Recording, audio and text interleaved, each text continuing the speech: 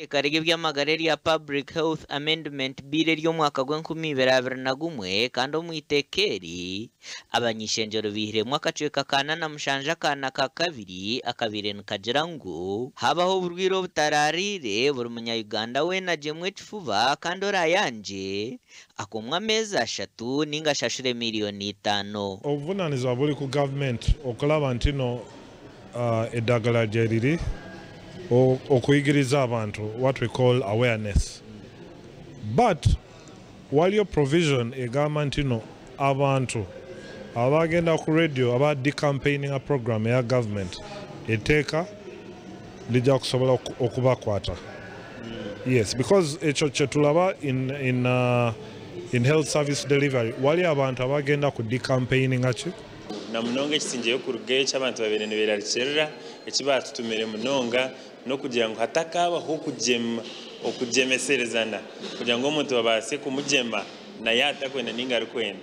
echo parliament ekihireho yagira ngo umuntu we no mukura ine myaka 18 agariza higuru okuza kumujema nategwa kuba yeshariremu kandi ayikirize. Aha nshonga zo kujemwa kw'abana bahinguza ngo abana nibaza kugumiza muno bajemwe ndware zatirweho nka polio, TB, measles hamwe n'ezindi. Government buri mwana kuzarwa ebase kumuha vaccination yezo urwiro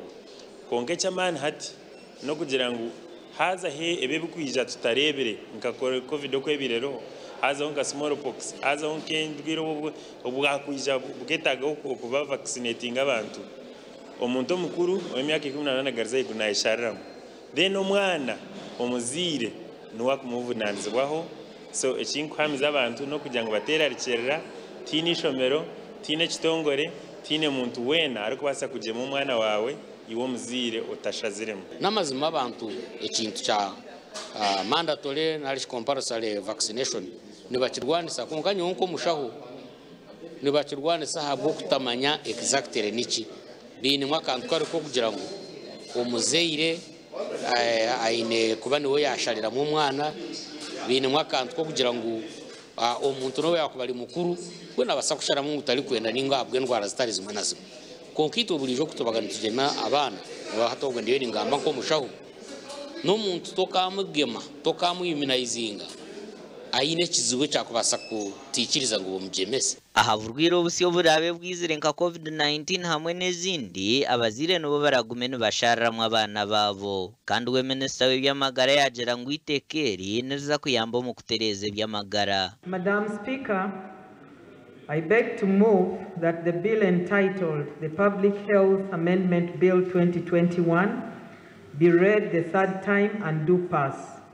Iteker kandi hona nabwe narigera ngo government egumesho mesa abantu hakujema okwerko baneyenda kukora.